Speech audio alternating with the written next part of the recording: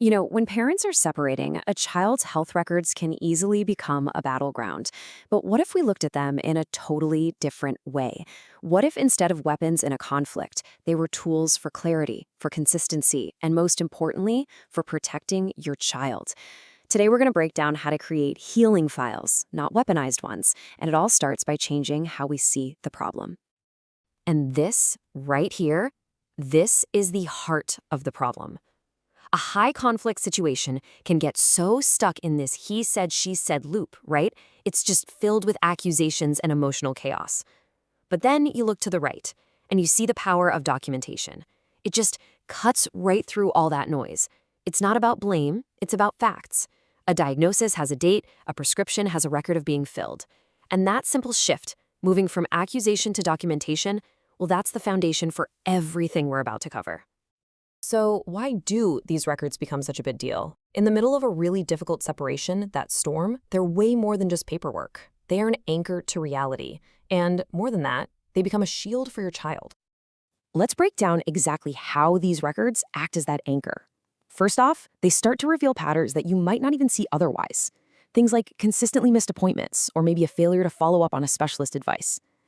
They help professionals, think guardians ad litem or judges, people who aren't in your home, get a clear, unbiased window into your child's life.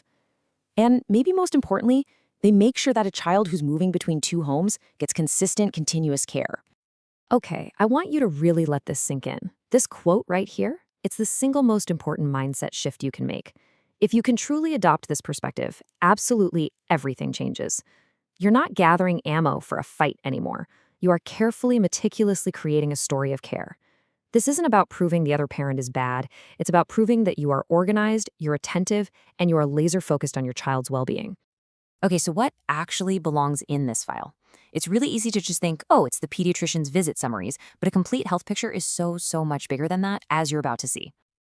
This chart does a great job of showing that a child's health is like a puzzle with a bunch of different pieces. Of course, you've got your traditional medical records. That's the biggest slice. But look at the other major parts. Mental and behavioral health reports, those crucial school-based plans like IEPs or 504s. And that slice that often gets forgotten, the soft data. And listen, this soft data, it can be so powerful. Think about it. A log showing headaches that only pop up on Sunday nights, that tells a story, right? Notes from the school nurse about frequent stomach aches can reveal patterns.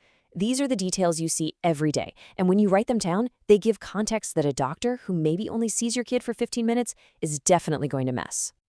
All right, so you've got all these different records, piles of paper, PDFs everywhere. How do you turn that chaos into something that's actually useful?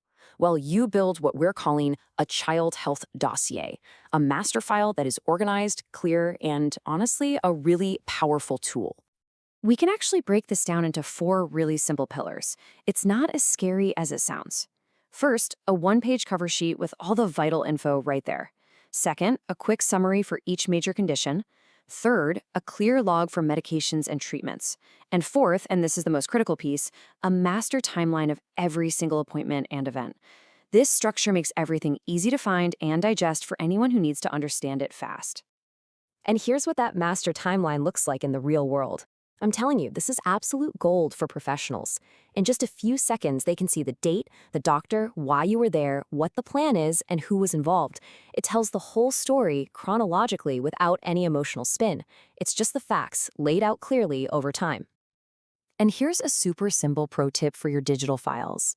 Adopting a consistent naming system like this, I know it seems like a tiny thing, but trust me, it makes a huge difference. It allows you or anyone you share the files with to instantly know what a document is and where it fits in the timeline, just by glancing at the name. It's a small step that sends a big message that you're organized and serious. Okay, so you've got your dossier all organized. The next big hurdle is communication, right? How do you share all this crucial information with the other parent without starting another fight? The whole key is to communicate with total clarity, using facts, not feelings. So, setting up some ground rules for how you talk about this stuff is absolutely essential. Stick to one platform, like email or whatever app the court ordered. Use subject lines that are just factual, like medical update, child's name, appointment 10:15. And most importantly, strip out all the emotional language and accusations. And remember, your calm, factual messages, they become part of the record too. And to make this even easier, just use this 5-point script every single time. It's simple, you can repeat it, and it covers everything that needs to be said. It states the facts, lays out the plan, and, this is critical, it tells the other parent how they can get the official records themselves. This approach is transparent, it's businesslike, and it is incredibly effective at shutting down arguments before they even start.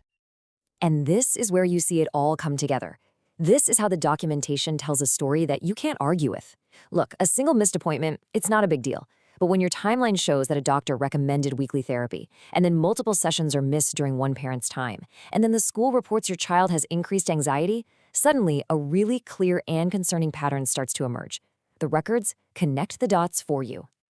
So as we start to wrap this up, let's bring it all back to what really matters, your child. All of this hard work, the logging, the scanning, the organizing, it has a deep, long-term purpose. It's really about writing your child's story. This question right here, this should be your North Star. Before you hit send on that email or before you add that document to the file, just pause and ask yourself this question.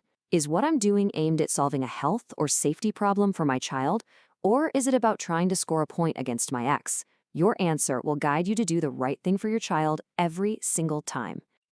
And I want to leave you with this one last thought. Just imagine your child as a young adult, maybe 18 years old, looking through this file. What story is it going to tell them? Will it be a chaotic mess of angry emails and accusations? Or will it be a clear, organized record of a parent who showed up, who stayed focused, and who did everything in their power to keep them safe and healthy through a really hard time?